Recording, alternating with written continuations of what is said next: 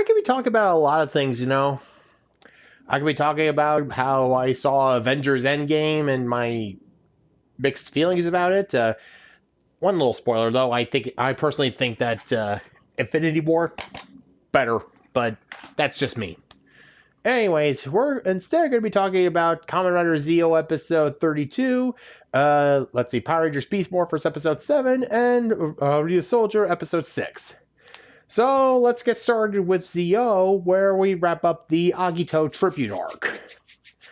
Yeah, apparently the Time Jackers have the ability to just steal a Kamen Rider's power, and not just through the Another Ride watches. No, while the Another Rider of Agito was right next to him, was able to extract Shoichi's Agito powers and create the Agito Ride Watch, which he then inserted into the Another Rider, which turned into a perfect, a perfect Agito replica.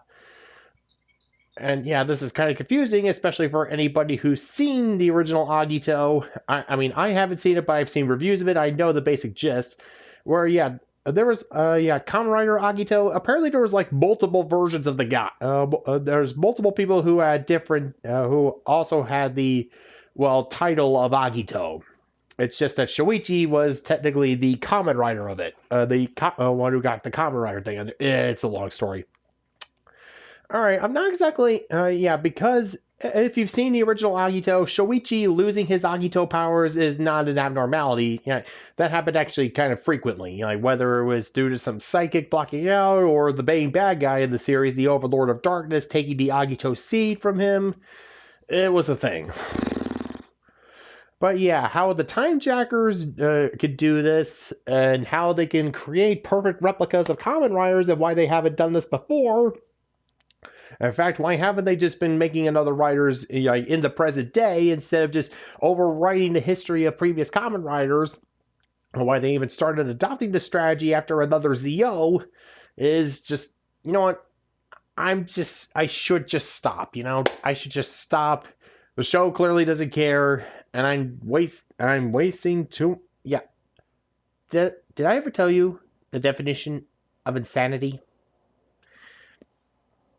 Anyways, oh yeah, and speaking of waste of time, yeah, apparently with Tsukiyomi being an amnesiac time jacker, later Waz goes and asks Schwartz what the hell's going on, and where it's revealed that Schwartz is the only one who can grant people the ability to freeze time. So yeah, Schwartz is definitely the leader of the Time Jackers, and he's the one who could grant people the ability to control time, like with Ora, and evidently Omazio. How and why he's going around doing all this garbage? He's got some end goal. We'll see how that peters out. But yeah, he says he has absolutely no idea how Tsukiyomi is able to do that. So she might actually be some progenitor time jacker just like him. Again, but that doesn't really go anywhere since, and the only decent bit in this whole fiasco, Tsukiyomi actually goes to talk to Shoichi, or he does so to talk to her, and basically he relates to her about how Shoichi is his real name, and I mentioned the whole thing with Tetsuya and the amnesia subplot on the Akatsuki, the boat where most of the people in Agito got the Agito seeds from the Overlord of Light. But yeah, basically the long and short of it is, it doesn't really matter who you were then. Your friends in the present like you for who you are now, or something like that. You basically just don't sweat who you were. They like you now as well. You're still Tsukiyomi. No matter what you are or what you were, you're still Tsukiyomi to them. You're still their friend. That's basically as best as I could get from that. And yeah, Shoichi, that's some sound advice, I guess, but, still trying to figure out who you were, in case, something from Tsukiyomi's past comes back a knockin', and might endanger her present. Or, if she might she might regain her memory since she turns out to be a homicidal psychopath. Decade, die shocker. Sorry. That's on my throat there. But yeah, again, or let's see, what was that other? I was thinking of some other thing where a character had amnesia, and it turns out that they were a psychopath or something like that. Eh, whatever. Oh yeah, I think it was like Resident Evil Survivor with the whole Vincent thing, but nobody likes that, and it turned out to be a whole bunch of fluff anyway. Whatever. You get my point. Anyways, now that the another writer who, and yeah, we never figure out who the another writer version of Agito was, why he was going around attacking why he was attacking the G3 unit. It's never explained, and they just don't care.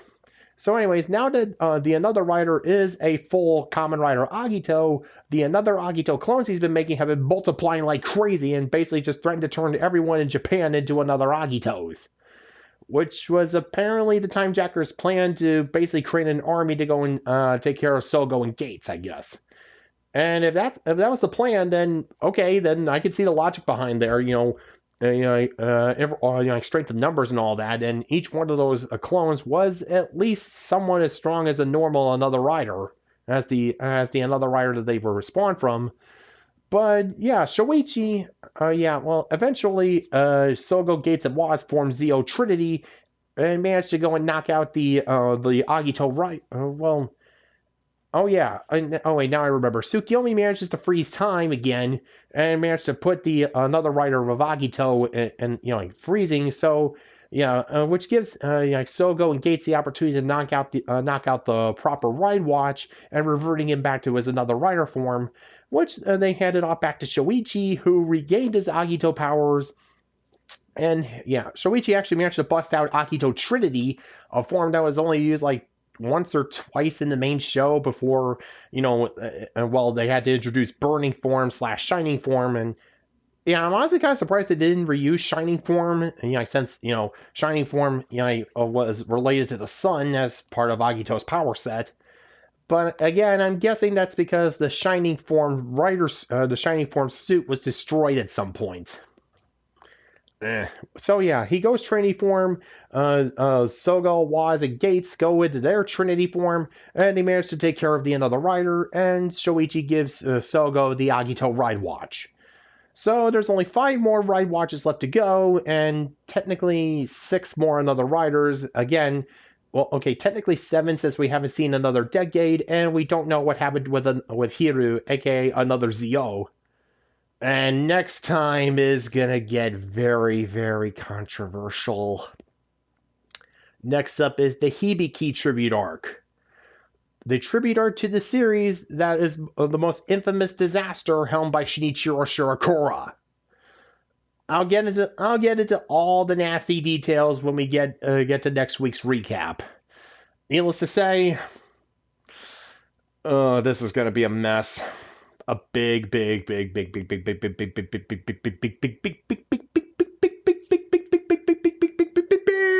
mess. And speaking of messes, we got ourselves Power Rangers Beast Morphers episode 7. Where, once again, our villains are shown to be competent, basically, Evox, now that the Rangers have access to their Megazord, Evox wants that out of the equation, and to do that, they basically, Blaze and Roxy created the train Robotron, because he was based off of a train, somehow that means he's able to steal the memory and CPU and Megazord combination data from the Beast bots. Not sure how or why that happens, but, whatever. Well, anyways, the Robotron managed, while the Rangers are distracted by a fight between Roxy, Blaze, and some Tronics, the Robotron manages to steal the personality and CPU data from Blaze and, Blaze and Smash. Cruz and Smash. Yeah, that's it. I almost said Nick. Well, anyway, he was about to go and get Jax, but Zoe managed to see it and stop it. And here's where we see that Devon and Ravy are kind of dicks, because earlier in the episode, the buddy bots, or the Beast bots, whatever you want to call them, they were, well, they weren't exactly doing exactly as they were told. Cruz was being absent-minded and forgot a shortcut that Devon told him to take to get to base quicker. Let's see. Smash was going too easy on Ravy during his training exercises, and Jax, well, okay, he just made a little mistake, and well, but yeah. With their companions, AI basically scrubbed and set back to factory default without their personalities. Devon and Ravy are like, hey, they can finally do exactly what they're told now, like good little robots. And Nate and Zoe are not thankfully Devon and Ravy get a little taste of their a little taste of their own medicine, since yeah, they do exactly what they tell them to do. And well, yeah, it's like, oh gee, maybe we're the assholes instead of our buddy bot companions who are actually their own sentient beings and have their own faults and quirks, and we were just being assholes and thinking that they were just nothing but tools, when they themselves came off as complete tools. And yeah, the reason why they've been so scatterbrained and whatnot, they were preparing a surprise party for the Rangers and to give them a chance to relax and celebrate for all the good they've done. And then Devon and Ravy basically just went into a corner and just sat there for a good couple of minutes, just like, I'm sorry, I've been bad, I'm sorry. Or at least they should have, just like, long story short, they were like, oh god, we were assholes. And yeah, although this kind of comes off as a bit of false pathos, since, well, we haven't seen a whole lot of interaction between the Rangers and the Buddy Bots aside from forming the Zords. So, while it does give some spotlight on the Buddy Bots instead of just, well, over highlighting them like they could have been, yeah, making them too much of the focus of bad comic relief as it would have done like in the Neo Saban era. This is kind of a bit of the opposite problem, where the pathos kind of rings false because we haven't seen them as any more than accessories for the Rangers.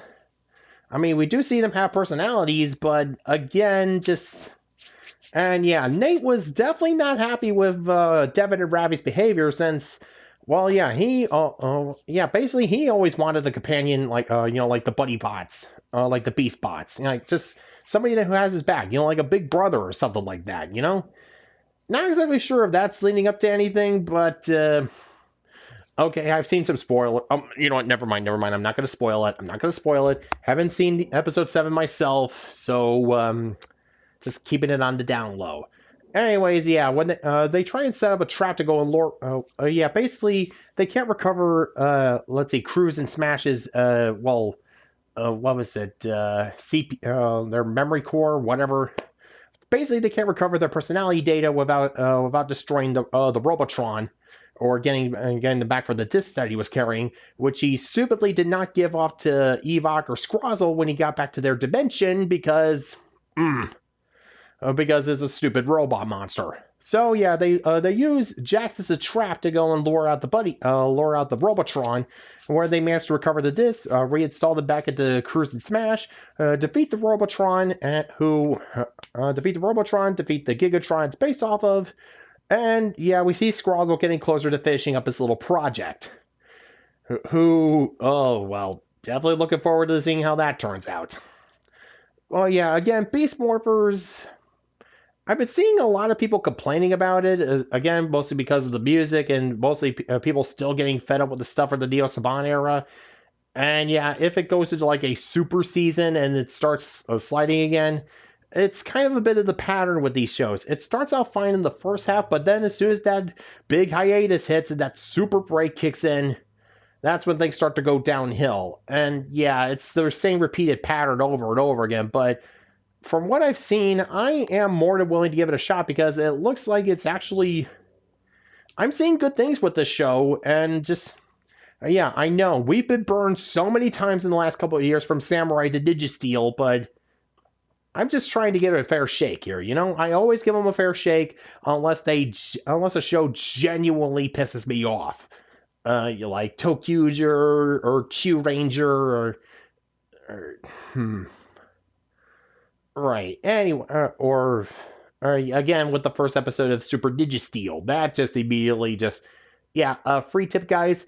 If you're if the first episode of your show starts off relies on nothing but fart humor, yeah, you clearly don't care, and I do not care to spend my time watching. Anyways, moving on to Ryusoulger episode 6, where we get ourselves the end of Tankjo. Yeah, it turns out that the Cerberus Minosaur, and yeah, I thought it was a werewolf, but it turns out it's apparently a Cerberus Minosaur. Sorry about that. Yeah, apparently the Minosaur that Bamba defeated last time had a twin.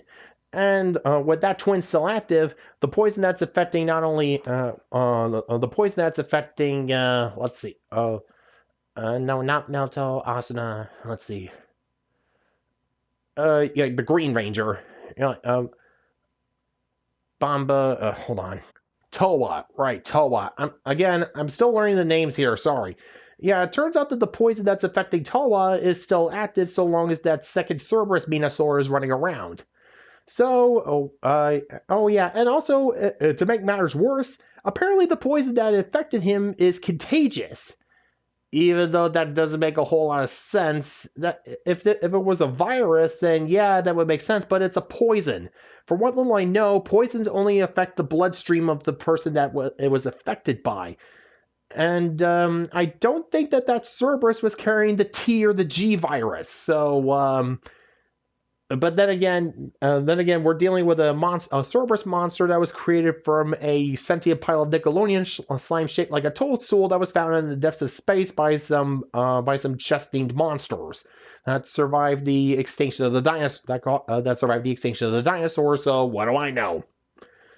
Anyways, yeah, magic, whatever. So yeah, oh yeah, because Towa was still carrying the poison.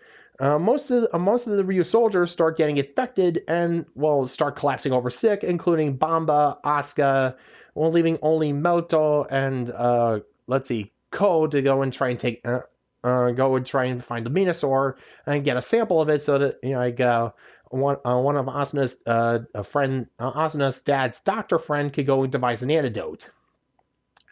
But it starts affecting the Ko and Moto too, which then gets Bamba to thinking that to go back to kill get rid of the weed by pulling up from the roots thing again, and he's contemplating trying to kill the Minosaur's host again, until it took Towa, Asuna, and Yui finally just verbally smacking the crap out of him for him to realize, maybe taking the quick and easy solution to getting rid of a menace isn't exactly the most ethical thing to do if it means killing a single person, I mean, yeah, there's plenty of circumstances where the whole kill one person to save billions thing is applicable, but again, if the situation is that friggin' dire and if there's no other alternative. And where Bamba finally realized, when Toa brought up, the fact that, Bamba's willingness to kill the host just to go and, save the others, basically puts him on the same level as the people that from whose feelings she was, basically the Minosaurs themselves were created from her resentment towards people that abandoned and abused dogs. So yeah, basically the whole life is a life, it was a life, that thing from Warriors of Virtue, if you saw the old Nostalgia Critic review, it was a life. Yeah, a life is a life, that kind of thing, Ko actually manages to earn some major bonus points, and basically to get the tissue sample from the Cerberus Minosaur, he let the Minosaur chomp on his arm. Just chomp on there like that, and then rip the fang right out of his mouth to go and get the sample. Yeah, I admit, the guy might be a bit of a dingus, but hey, it takes some stones to go and do something that crazy, and hey, it worked. But yeah, here's where we also get to the end of Tankjo, since they managed. Ko and Moto managed to get the sample to the doctor. Actually, no, they actually managed to get the sample to the abbot from the village that Ko, Moto, and Asuna came from, who's running a kebab stand.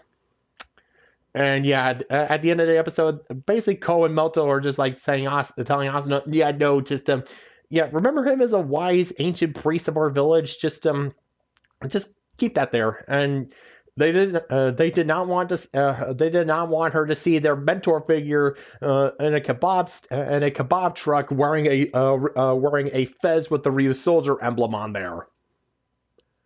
Now, I admit that would be a little bit interesting. But yeah, they managed to get the Fang to the abbot, who manages to go and create the antidote. They're good to go, and bingo shamingo, they take care of the Minosaur, who has managed to start growing. And then they finally go and put an end to Tonkjo when they put all five of their dinosaurs together to form, Kishiryu 5 Knights.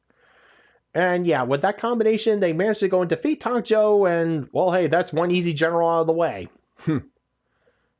It's almost as if the guy was just... Oh god, this is starting to remind me of Maji Ranger. Yeah, Tonkjo is basically Bracken.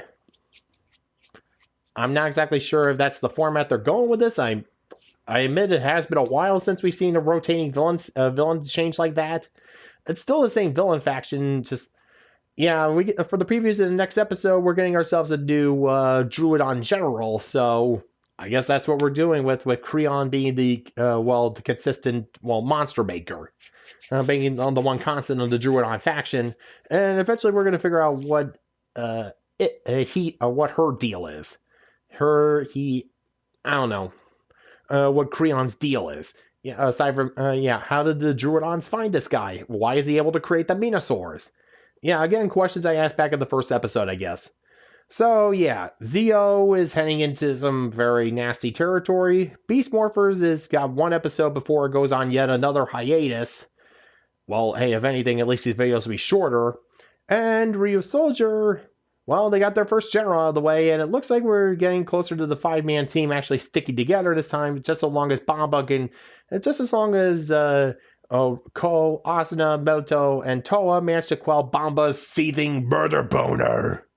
Just to go and get rid of his quick kill tendencies. So, until then, see ya!